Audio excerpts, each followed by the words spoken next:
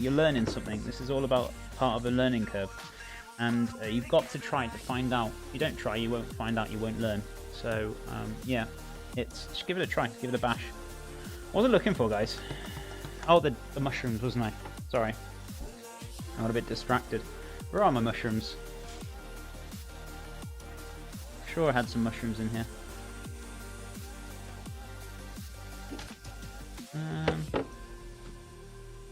Okay. Oh, I've got some here. I'll use these ones instead. That's fine. Oh, I think I can see them as well. I've got shiitake mushrooms, which I want to use, and there's a few little button ones as well, so that's awesome. I've also got some lovely enoki mushrooms as well. I'm going to bring them out as well. I'm going to pickle a few mushrooms so we can use them on the plate. Why the heck not? That's my beef tails as well, which I want to use up. Maybe sprinkle salt after you put it on the phyllo, but not into the egg. But that's me. I always put it into the egg. I've only used it twice, so I'm full of inquiry. That's okay, dude. You can ask away. I've always put it into the egg. I suppose you can put it on afterwards as well. But the only problem with that, if you put dust on top of the phyllo once it's cooked, it's just going to fall straight off. It's not going to hold the flavour in. But, you know, as I said, it's all personal opinions at the end of the day. There's no, like, kind of, you know, right or wrong or anything like that. You know, whatever you feel comfortable with, and if you get the flavour out of it, thumbs up from me. Do you know what I mean? So, yeah, go for it. Good evening. Just came back from training. How much did I miss? Missed everything, Geku. How's it going, my friend? Just in time for the enoki, the only mushroom I like. Yeah, I got some enoki here. I'm going to pickle some down, to be honest with you.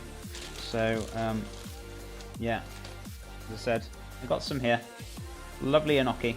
I'm going to pickle a few bits down. I've also got some shiitakes here as well. Beautiful. Beautiful shiitakes in there. I'm going to use some of them up. So, I might use some shiitakes now for the duck cell. So, and I'm going to use a few button mushrooms as well to use. So, let's have a look. How's that phyllo looking? Not actually looking that bad. Where's the snail? There's one of them. But where's the other? Oh, it's hiding behind. Ah, okay. It's okay. It's cooking down. So, I'm going to get a little shallot as well. Actually, red onion? No. Yes, I'm going to use the red onion. Why not? So, I'm good. Exhausted from training, but happy. Healing up for dinner now. There's a gnocchi in it. Oh, awesome. What are you making for dinner? How is Chef and Chat? We're doing fine, thank you, Gaku. We're having a wonderful day, wonderful stream. Thank you so much for joining us. I really appreciate it. I'm glad you're having a lovely weekend, my friend. I really appreciate you stopping by. So, I'm just going to dice this up. Watch your fingers. Keep your thumb tucked behind your fingers. Keep your fingers straight. There we go. I'm really picky eater. Can you give me some advice getting past that? I really want to like all the food and enjoy dishes with things in it. I don't like any. If I don't like, oh sorry, things in it I don't like. Any advice? To be honest with you, I suppose it's about what kind of food you kind of grown up with as such. But there is a way to change your palate. And it's elaborating and trying new things for sure. If you really want me to help you with that, you can also private message me, in my Discord if you want some ideas. If you want me to help you start off basic, it's just putting flavors here and there and getting used to them. So it's kind of developing your palate. Like what kind of things don't you like, or is there quite a wide range of things? It's about combining flavors, and obviously, say for example, right, you don't like avocado. I'm not saying you do. This is just for example, right? And you can't stand the stuff. If you eat avocado on its own, it's not very nice, right?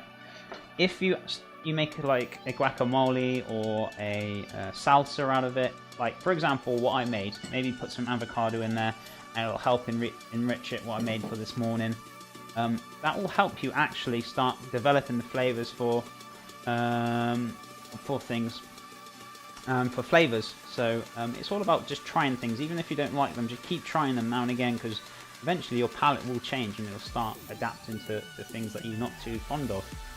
I'm not too fond of fish. Why don't you like fish? Can you tell me the reason why don't you like fish? Just for the reasons.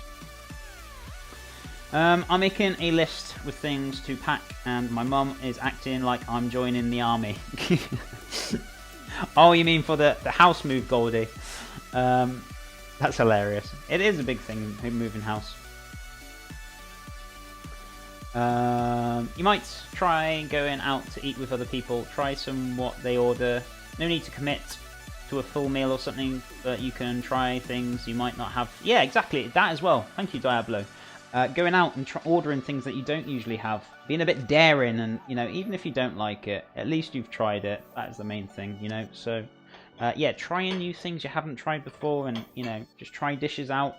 Might give you some ideas to cook at home.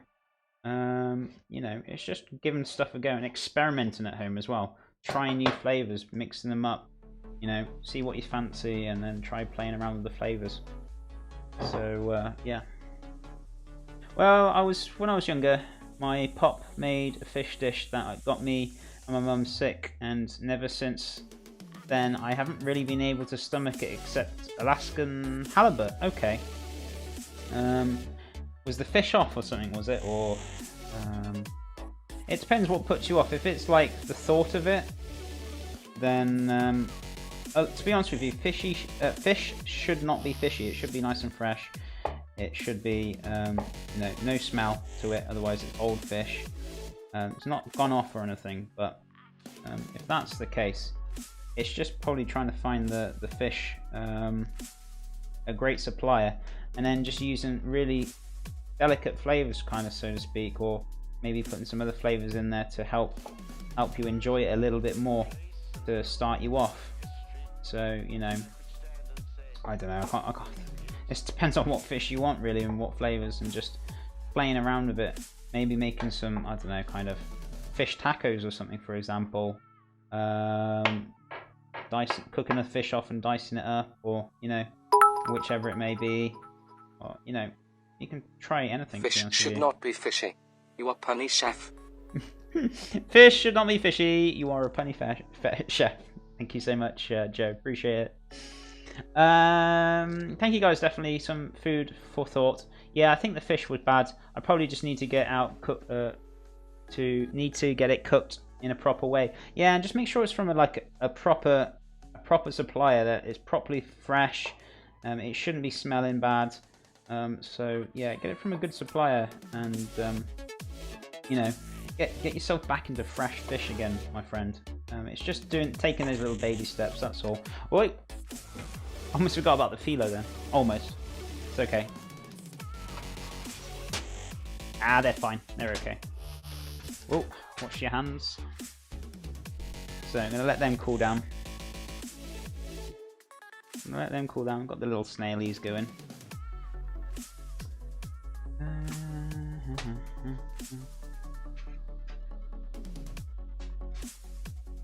So yeah, we'll let them cool down before I move them. So just leave them on the back there, and we'll let them chill their boots. Where are they? Yeah, there. So they're all cooked off now. They can chillax. Do I need the oven on for anything else right now? I don't think I do. I think it's all good. So we'll leave them to chill. Try catching your own if you have the opportunity. Fresh and caught, if it always tastes better. Oh yeah, for sure. My parents taught me the idea that I should always try something. I didn't have to like it, but it made me think about why I don't like something. It really helped me understand the flavors and textures of food. Yeah, definitely. You got to keep trying these new things. It can be hard sometimes. Even for me, sometimes I'm like, I don't like this kind of flavor. To be honest with you, there's not much I don't like, to be honest with you. I'm not a big fan of like fennel and kind of aniseed flavor, but I don't mind it. I don't hate it. but it's not my biggest thing. So if I usually see it on a menu, I'll be like, meh.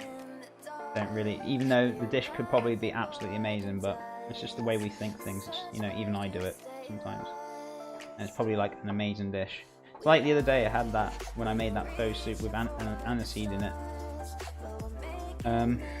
What was it, the other month. I had aniseed in it, and to be honest with you, it was like one of the best soups I've ever tried. It was really good. So, you know, it's a combination, putting a combination of flavors in, and it'll make a new flavor. So, yeah, just try it with things, see how it works for you more than anything. It didn't help since my mum, who raised me the same way, but gonna be diligent this year and try anything new I can. Dude, that's awesome, and I hope you find some love for fish for sure, man. It is very good for you, fish. Definitely need fish in your diet. Nice stream. Can you recommend cheap and tasty dishes to cook? Break for coffee. How are you doing, my friend?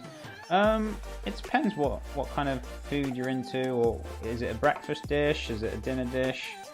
Kind of elaborate on those kind of things, or quick, easy, any kind of dish really, I suppose, to an extent.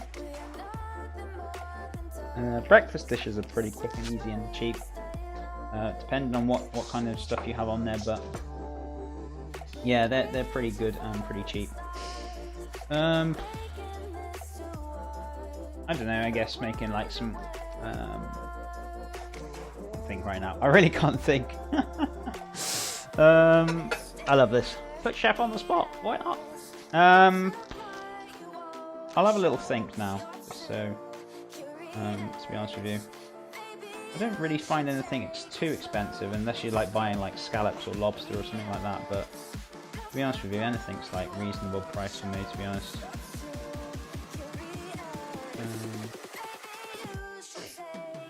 Kind of, is that if you mean like kind of students kind of food, it can be tough for money for sure.